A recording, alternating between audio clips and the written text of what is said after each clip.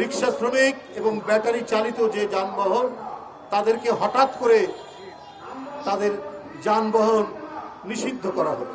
ওবায়দুল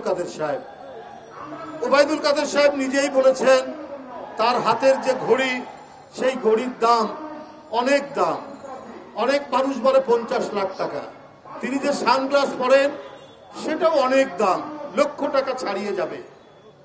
যার সানগ্লাসের দাম এত, যার ঘড়ির দাম 50 লাখ টাকার উপরে, তিনি এই ব্যাটারি চালিত রিক্সাওয়ালা, এই রিক্সা আর এমনি যারা সাধারণ রিক্সাওয়ালা যাদেরকে তিনি নিষিদ্ধ ঘোষণা করলেন, তিনি কি এদের মর্ম বুঝবেন?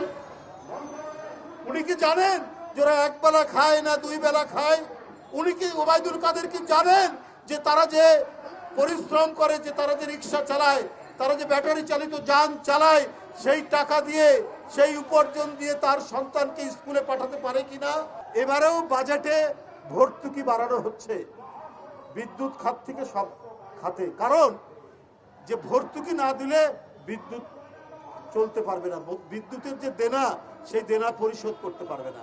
IMF থেকে শুরু করে IMF এবং অন্যান্য আর্থিক প্রতিষ্ঠান, আন্তর্জাতিক প্রতিষ্ঠান তাদেরকে শর্ত দিচ্ছে, শর্ত দেওয়ার পরেও তারা ভর্তুকি বাড়াচ্ছে। তো এই ভর্তুকিটা কে দেয়?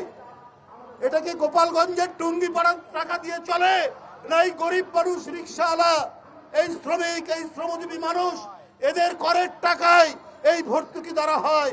এদের পকেট কেটে ভর্তুকি দেওয়া হয় কাদের?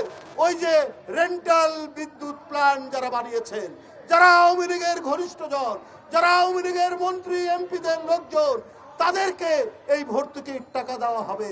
এই জন্যই এত তোড়জোড়। ওইখানটায় প্রধানমন্ত্রী কোনো কনসেশন দিতে পারেন না। শেখ হাসিনা জানে একটা জিনিস, অনেক কথা তিনি বলেন, আমি এই করেছি, সেই করেছি, এত উন্নয়ন করেছি। এগুলো তো উনার হচ্ছে গলাবাজির আর উনার নেতা মন্ত্রীদের চাপাবাজির কথা। কিন্তু উনি কত মানুষকে যে গরিব বানিয়েছেন, গরিব থেকে আপনার চরম গরিব বানাচ্ছেন, এইটার কথা তো আপনারা বলেন না, প্রধানমন্ত্রী বলেন না, প্রধানমন্ত্রীর তারাও বলবেন না।